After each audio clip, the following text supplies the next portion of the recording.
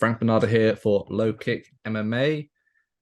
We're back 2023, and we're starting off with UFC Fight Night, Imavov versus Gastelum. Now, we're breaking down the prelims on this preview show today. This is a sort of a show that we're going to try have every week now with a different guest coming on each week, maybe someone from the staff or maybe someone from further out. For today, we've got Mr. Jordan Wright, who's just started doing some writing for us. And yeah, I mean, who knows what's going to go on into 2023, but thank you for joining me today, mate. And how's it going today? No worries, man. I'm going good. I'm sort of dying with a lack of UFC, so I'm glad to be able to get on, make some picks, and look forward to the action, man. 100%. Now, yeah, we sort of just spoke off camera. It's not the most take your breath away sort of card you ever seen, but I mean there's a lot of potential for fun fights on here. A lot of contender series guys taking that sort of step up, and a lot of guys that are, I guess, prospects, people who've been watching on the regional scenes and whatnot, making a step up, and there's some definite interest in there and potential for something special. Yeah, it tends to be these kind of sort of undercards where you're like, I'll watch, but I'm not overly excited about it. And then you end up, in the sort of feature prelim with Hassan and Ribeiro, like that could be a fun fight.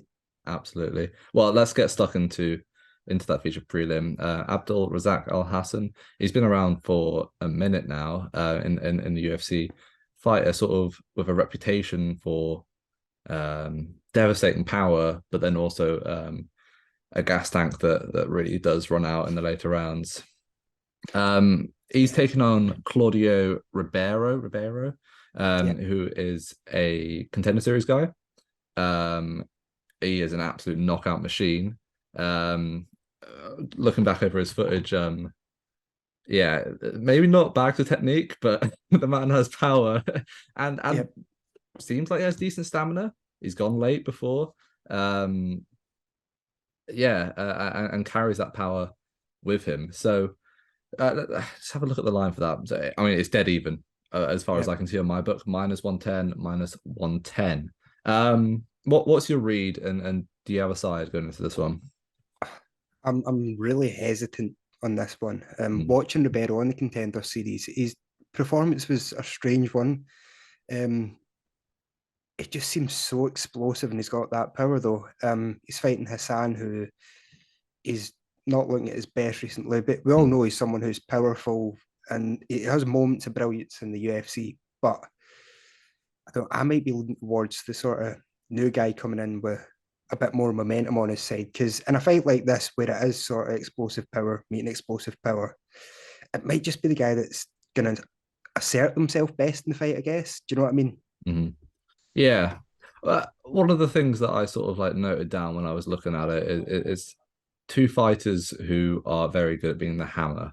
And I think one of them is gonna have to be the nail in this one. And in fact, they probably both will go through periods of it, and it's sort of going to depend on if one of them breaks. Now, obviously, age is on Claudio's side. He's 30 years old. Alhassan 37. Alhassan one win in his last five even. Yeah, wow. Yeah. Including a KO loss to Chaos Williams in the mix net there. So yeah, I do find myself favoring Claudio as well, but then it's a tough one with this because, like I said, I don't really trust Claudio's technique that much. I trust his power, his athleticism, and maybe even his gas tank a bit more. But it's just like you see when he starts unloading, and it's such messy shots. It's like really, really like it's just really banking on him being the less traumatized fighter of the two. Do you know what I mean? Yeah. Hassan's had enough knocks now that you're like, is he going to be willing to take as many shots as Ribeiro is and survive? Do you know what I mean? Yeah. I you know what? I'm probably going to wait for no, because we're recording this on the Monday. We haven't got prop lines out yet. Probably going to look at a Claudio Ribeiro inside the distance. I think is probably the line that I'm going to look at. Yeah, Um, I'd imagine you'd be getting about minus 800 for the not to go the distance, so there won't be yeah, much point betting that. Like, yeah, and that's the thing. Like, weirdly enough, even though Alhassan has the reputation for a limited gas tank, most of his losses they're going to decision. He's yeah, getting beat and beat convincingly, but he's relatively durable. Obviously knocked out by Chaos Williams, but Chaos Williams does hit hard. mhm. Um, so yeah, if you are getting around like minus 800 lines for ITV, yeah, definitely not worth it. But then, yeah, do you reckon you're going to take a side in this one? Uh, nothing big. If I'm sort of having a Hmm. parlay or something like that, I might shove in Ribeiro as a bit of fun, but I wouldn't be putting any serious money anywhere on this. It's too many what ifs for me. Yeah, I agree. We'll be interested to see what the Ribeiro KO line opens at. But for now, yeah, I think I'm in the same boat. Leaning Ribeiro definitely, but no clear take just because experience and it's the technique.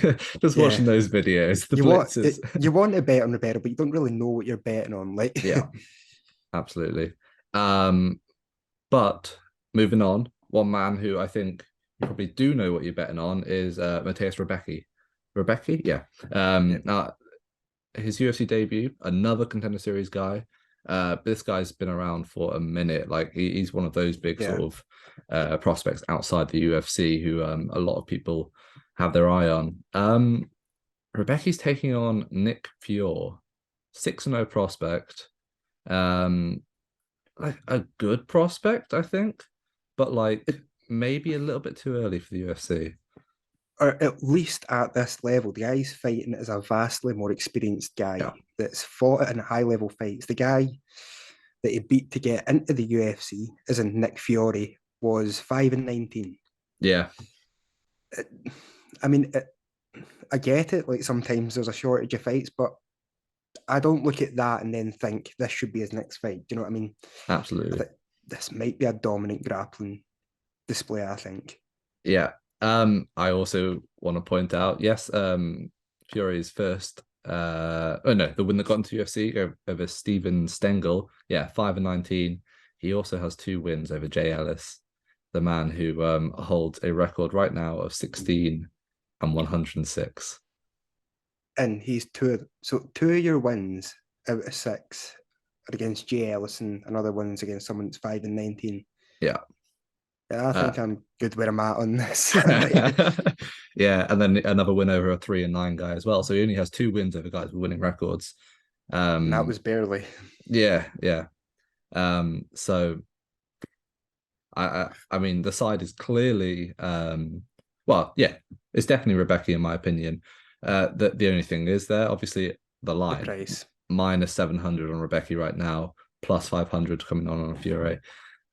I mean, parlay piece if you want, sort of thing. Yeah. Probably a pretty solid lock in my opinion, just based on experience alone. That's the thing. Like, uh, Rebecca really has fought like maybe not elite level, but very solid, consistently solid levels of opposition. Yeah. Um, yeah, but then the surprise. I don't even know if I'd take inside the distance as well. Like, Yeah. It, his fighting style is sometimes conducive to decision, even if he is dominating hmm, the fight. Do you know what I mean? I think he's a lock for a win, but yeah, I'd be more hesitant on picking a method. yeah. No, Although I guess you might get a good price on him to win by decision yeah. if, Oh, so I but don't that seems also like, yeah, know. it's one of those. That's the thing. Yeah, I do wish we had lines out, but yeah, good fight. But yeah, like you say, I think Rebecca's probably a lock. 16-1 record going up against a 6-0 guy with 4 of his 6 wins coming over guys with losing records. Yeah. Um, moving on, Mateus Mendonça versus Javid Basharat. Now, Basharat's one of these guys who I'll not lie. In the build up to his previous fight over is it Ronnie Lawrence? No, Yeah. Tony Gravely. Tony Gravely. Um, Uh, I I I I I pulled the trigger on Tony Gravely. I thought he would. I thought his wrestling would do it. I thought Basharat's sort of striking was you know a bit Conor McGregor esque. A lot of looks very good, but how deep is it? Yeah. I mean, I could not have been proved more wrong. That was a completely convincing win over Gravely, who I do rate quite highly. Yeah. And now he takes on this is one of those matchups I don't really understand, right? Basharat, he came up through the contender series with that win over Oron Calon. And then he's got back-to-back wins inside the UFC, and now they're just sticking him up against the Dana White contender series debut guy. Yeah. Mendonça. It just why are you trying to pad his record at the same time? Like this Mendonça looks like he's a fun fighter. He's a 10-0 fighter. But he's only 23 and never fought in the UFC, and now you're throwing him at a guy that's dominating people that are already in the UFC. But I think you're right. I don't get what it does for Basharat either. I don't.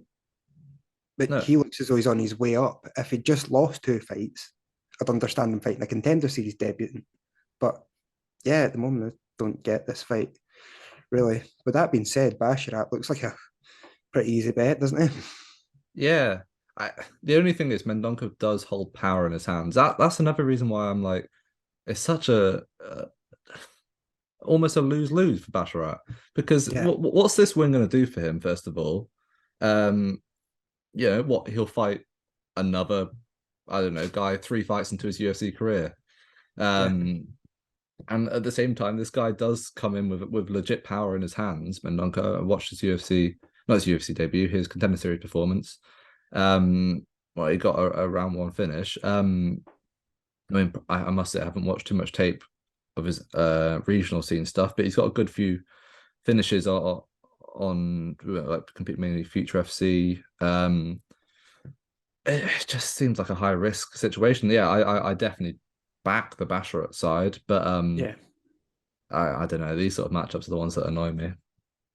Yeah. Because it feels like such an obvious, like straightforward bet.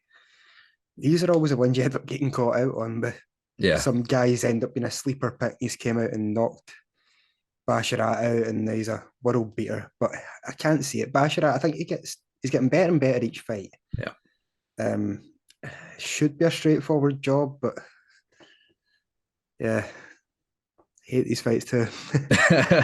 Yeah, well, we've got Basharat at minus 350, Mendonça plus 275.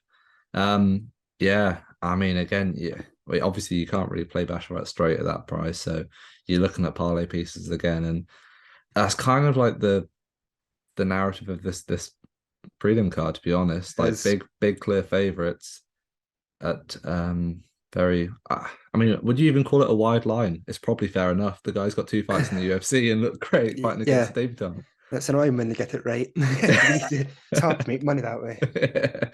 Exactly. Yeah, probably going to take Basharat, but yeah, I think Basharat's a fairly stuck on pick for me. I like the progress he's making. The price isn't great, but it feels like as close to a sure thing as we've got this weekend. yeah, I mean, if you look at this one compared to the price that the Rębecki fights at, it's a much Seems more generous appealing. almost. Yeah. Yeah. Well, we'll see how that goes. But yeah, I think Basharat to get another good win. Moving on then. Very similar narrative in this next fight, in my opinion. Alan Nascimento taking on Carlos Hernandez. I rate Nascimento quite highly. Yeah.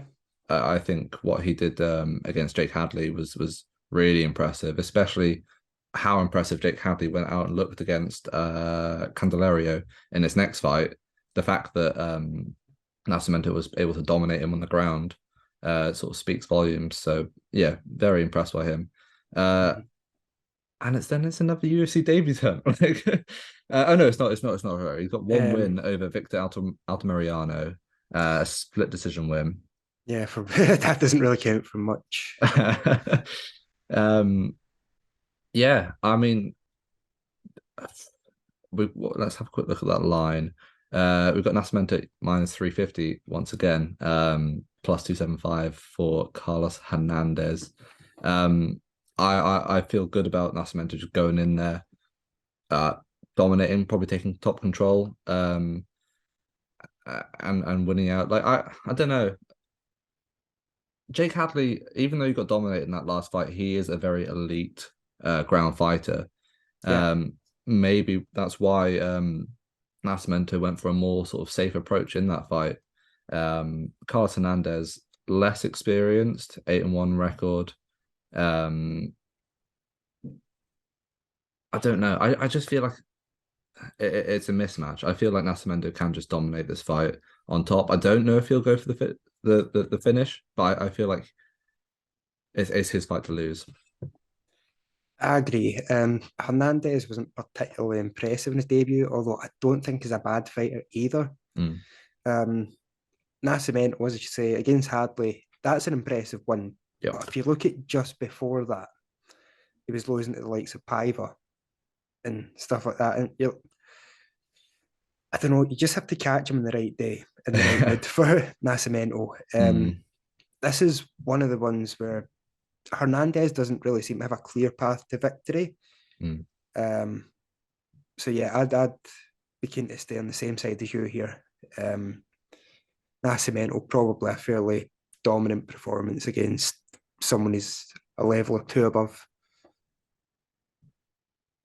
Yeah, it's a good point that Nascimento has dropped fights against like the likes of Paiva. Maybe it's a little bit of like recency bias. Yeah, because I was so high on Jake Hadley coming into the UFC. And just seeing what Nascimento, he just did what he wanted that fight. Really impressed me. Possibly, but I don't know. I still feel like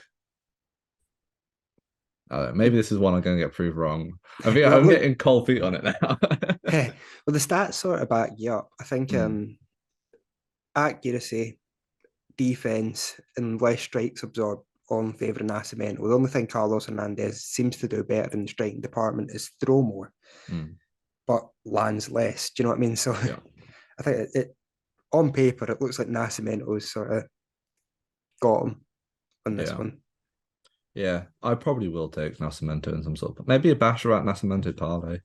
So you probably get around even money in that, won't you? Not a huge amount of value looking around, but we're gonna have to make the money somewhere. It's a difficult weekend. Yeah, absolutely. You get -154 on a Basharat Nascimento parlay. A bit easier, a bit. Yeah. All right, moving on then. We have a featherweight fight between two bantamweights almost, because Daniel Argueta making his second UFC fight. He made a very good showing of himself in his UFC debut against Damon Jackson. Damon Jackson fight. Very short notice he took that fight, and it was. I mean, I was on Jackson that night, and it was a very very close fight that he had moments where it looked like he might have even won it, like on a different day with Texas judges. Daniel Argueta is probably getting a win in that fight. He's taken on Isaac Dulgarian, a UFC debutant, a fighter with a similar fighting style to Argueta, maybe a little bit more active and keen to push the fight. But fundamentally, I think they have a fairly similar style. What line have we got here? It should be a close one, yeah. Argueta, favourite. Yeah. -188. Also, as we've been talking, I've just had props open. On some of them. So looking at some of these lines, Argueta inside the distance, we're talking +225 by decision, +150 on the other side. Dulgarian inside the distance, +275 by decision, +550. Now, Dulgarian is a finisher. If you're on that side, that's where you want to be. I mean, that line is very intriguing. Like +275 on a guy who every single fight he's had, he's finished. I mean, they seem pretty keen on the idea that if he wins, it's by finish. I wouldn't be totally against taking it. I know UFC experience can count for a lot sometimes. But I think this is a close one. This is a very close fight. I think Argueta is naturally a bit bigger. But Dulgarian, he's coming into this one as a real live shot. I think that might be my underdog this week. I'm not sure. Yeah, no, I mean, especially inside the distance line, that is, I mean, even just for a little like a half or quarter unit stab. Yeah, I'm not against that at all. And the thing is, like you say, UFC experience, like how much experience is a short notice fight gonna do for you, really? Like he has got 4 more fights in his record, to be fair, but like, you know, he had he had 1 short notice fight in the Apex arena.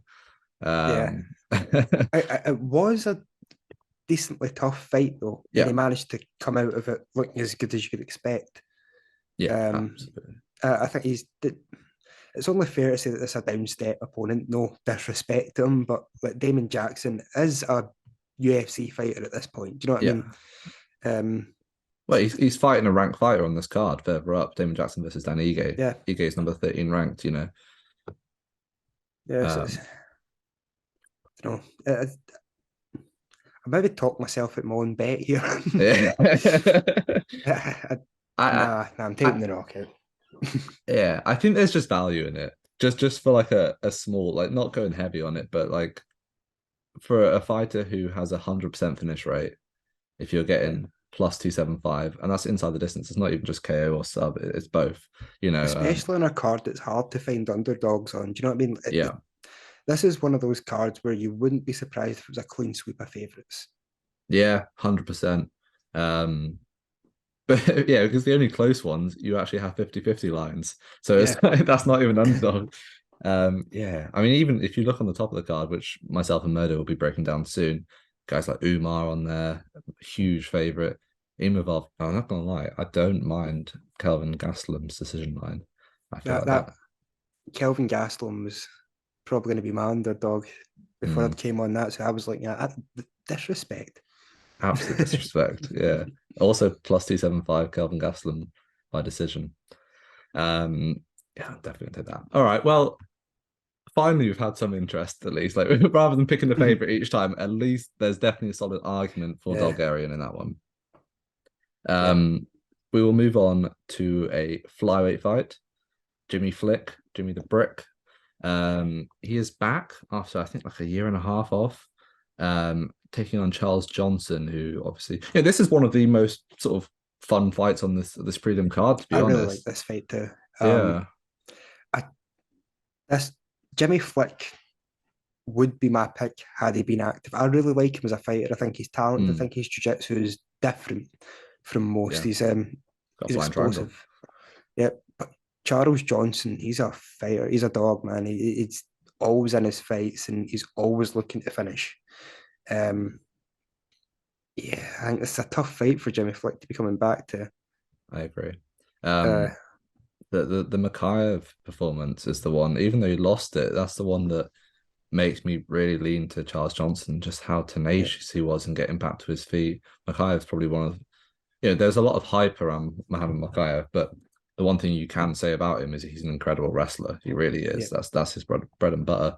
And whilst he did repeatedly mat return Charles Johnson, every time he's getting back to his feet, doesn't really give Makayev a chance to get anything really going, apart from just repeated mat returns. So, I mean, that's the thing with Flick, isn't it? Like that flying triangle setup he got over, it was Cody Durden, wasn't it? I believe. Yep. Yeah. I mean, that came off a high kick, and then he uses it to set up the triangle. So like, I don't know, do conventional wrestling defense techniques work against someone who can do stuff like that?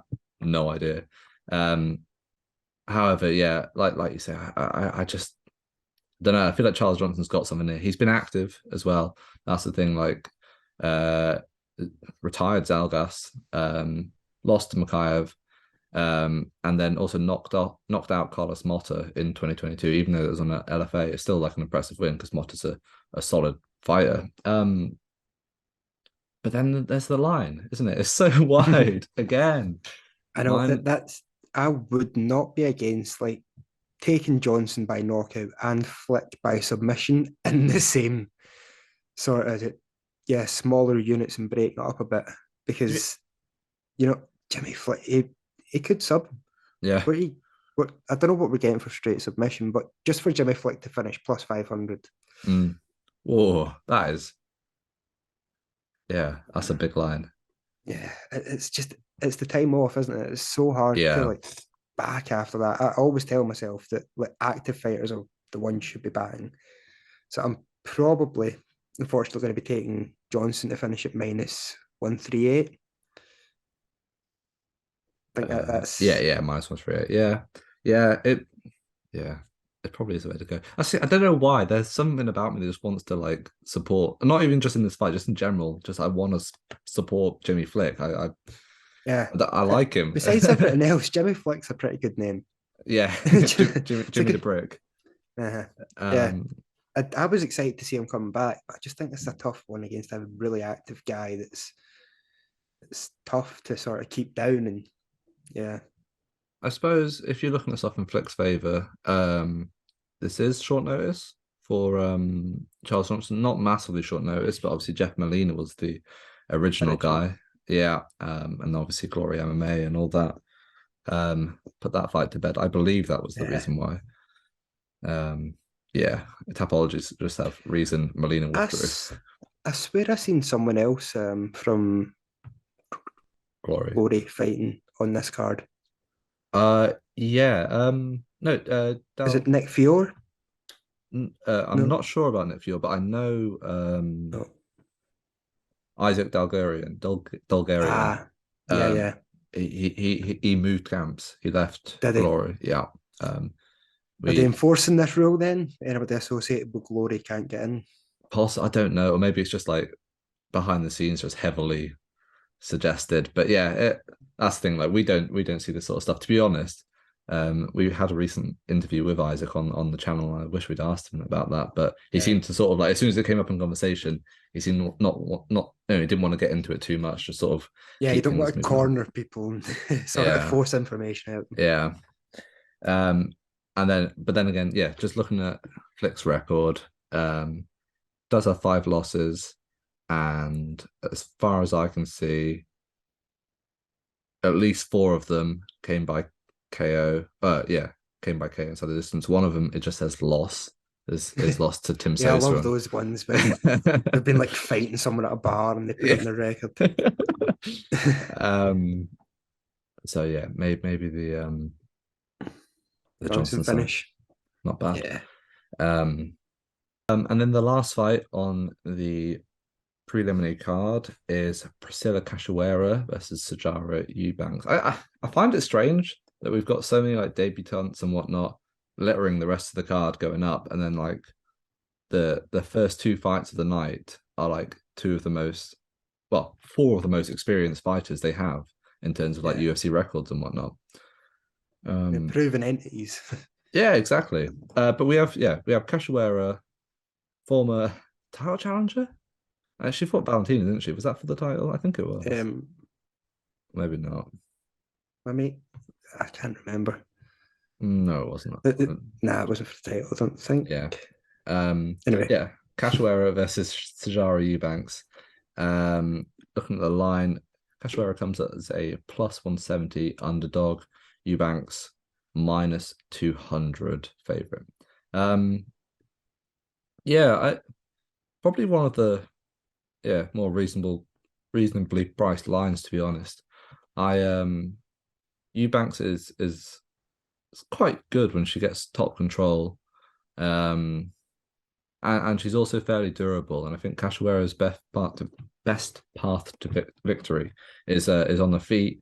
She's got good hands, but is very lacking in the ground department. I favor Eubanks to take her down, get top control, and maybe she doesn't finish the fight, but I think maybe in a sort of similar way that I see the Nascimento fight going, I think she can just control it and get just a comprehensive victory. The only thing that's making me doubt that is the weight that it's taking place at. Sarge, I think she looks at her best at flyweight. This is sort of Priscilla's division at this point. I know she's fought there before, but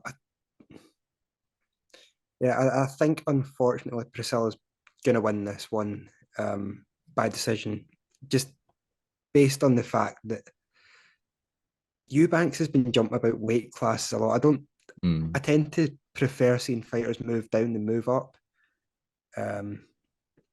Obviously, we were talking just a second ago about the sort of size bullying that Eubanks has done herself.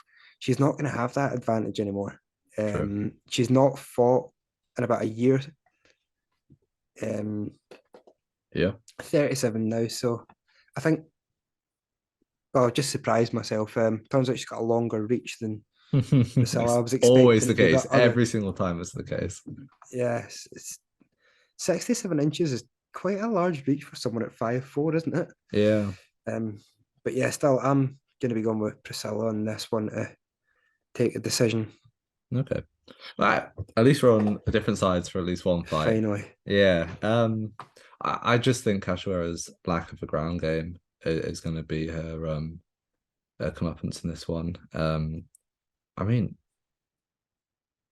yeah, just looking at her record now. For some reason, I thought she was on a rough streak. I know people were calling for her to be cut from the UFC after the Gillian Roberts like eye gouging. Yeah. But yeah, she's actually on a 2-fight winning streak. Yeah, I'll lean Sarge. I don't know if I'll take any action on it, but I do like Sarge. I don't think I could pick her inside the distance or decision prop on that one, just because Cachoeira. I'm not going to take like over or anything like that, because Cachoeira's got power in her hands, like actual power for a women's bantamweight. So usually it's just the weight classes, man. I'm big on that. If someone's been at a weight class and someone else is coming into the weight class, I tend to just stick with whoever's doing well there at that time. Yeah. What is the line on it? Cachoeira is plus 170 underdog. So I mean that's a good line for you if you're taking that side. You know what? Yeah, I do like that. Yeah. Minus 200. Are they sure on this line? Have I missed something here? Like, I think it's the lack of the ground game for Cachoeira personally, but we'll see. Gillian Robertson's a good grappler. She just subbed Nama Yunus in 3 minutes or something. Like, just because people are underrating her ground game doesn't mean we should overrate Eubanks. No, but she is a good top control wrestler. Against flyweights, maybe. Again, yeah. Fair enough. This is how I make my money this weekend. The just hammer the Cachoeira line. She'll be even money by dinner. Well, that wraps up the prelim show. Weird card, isn't it? Because like majority of it, like obviously there's a clear side, and then like we end out with two of the most competitive fights on the prelims and two of the most interesting ones. Go on. I was just going to say, it's that sort of the Priscilla line there has really cheered me up a bit. I thought it was a week of just betting minus 600 favourites and parlays and having a tense night, but yeah, that seems a decent bet. Okay, so yeah, we always do the lock of the night and the dog of the night. Pick one bet that you're completely confident is going to win regardless of the line, and one underdog that you fancy. And this is from the whole card. I'm going to have the same one for both this and the main card show. Yeah. But if you give us your dog and your lock now, and I'll give mine after. Yeah, so I think my dog of the night's readily apparent now. Priscilla Cachoeira. I can't believe she's the underdog in this one. My lock of the night is Soriano. It was Basharat before, but Soriano, you're getting a bit of a better price. Yeah. He's taking on Kopilov. He's got a really strange style of like straight punching that seems to catch people unaware. He's just this sort of long rangey, awkward looking fella that seems to be catching people. So I really like the money on him. Yeah, I'll not lie to you. I've already taken that. I hit his money line just straight up. Because I don't rate Kopylov that highly, and he does have actual power in his hands. Does Puna. For my dog, I'm gonna take Kelvin Gastelum, maybe even Gastelum by decision. One. Yeah. I think Imavov's pretty good, but I don't know how good, and I feel like Gastelum probably has an advantage on the feet, and he's also like a sneaky good defensive grappler, even like on the ground in catching people in transitions and using like get ups and whatnot. So I don't know. I feel like this might be a step to. I know it's probably the right time in Imavov's career to take this fight, but I feel it's going to be harder than he anticipates and harder than the maybe the bookies anticipate as well, because you can get what's the line? Can't even see it now. I think. Oh, there we are. Plus 180 on Gastelum, and if you want him by decision as well, it's plus 275. I've always thought that Gastelum at his best is a championship level fighter. Oh yeah. And that's what people seem to forget a lot. He goes through these sort of lackadaisical periods where it doesn't quite look as though he's that interested in his MMA career, but when he's on, he's one of the best fighters in the world. He's quick, he can wrestle. But yeah, man, I think that's a great price for him. I mean, the fight with Adesanya is probably one of, if not the best fights of the sort of like, I don't know, modern generation of MMA. Yeah. Like, I just remember watching that and I think I managed to convince my girlfriend to stay up one night, and she's like falling asleep before. I think we had like Dan Hooker and I can't remember who else it was in that card, but yeah. And then that fight comes on, and it's just like, whoa, like, you know, just one of the best unfolding narratives I've ever seen. And Gastelum really held his own against Adesanya and forced Adesanya to fight out of character. So yeah, that one sticks with me. So I will take him. I'm not going to go heavy on it, but I do like Gastelum. And then for a lock, I'm going to take Alan Nascimento. I just think he has this in the bag. I think he has the thing you said about Piver and whatnot, and maybe some recency bias in there, but he just really impressed me against Hadley. Like, he shut down one of the more dangerous submission grapplers in the division. And he just looks so convincing. Like, there really wasn't a moment in that fight that I thought Hadley was going to win, and I probably backed Hadley in that fight. I think I must have. Yeah. And I thought, you know, instantly turns around and beats Candelario in really convincing fashion. So it just, I don't know. That's just got me locked in on Nascimento, I think. Minus 350 obviously isn't the best line, but he'll be a parlay piece. I think I'm going to go for a Basharat and a Nascimento parlay. It comes at like minus 150 or something, but I think that's a solid bet. Sweet. All right then. Well, that's the first show of the year, the prelim show done. Really not the most explosive of cards, but we'll definitely have Jordan back on for another one, probably in the near future. I don't know which one yet, but hopefully something with a bit more action on it. Thank you so much for coming on, mate. If you'd like to plug your social media or anything, feel free. Nice one, man. Yeah, thanks for having me. It's just at What's the Odds MMA on everything. Type that and you'll find me. I'm somewhere. Perfect.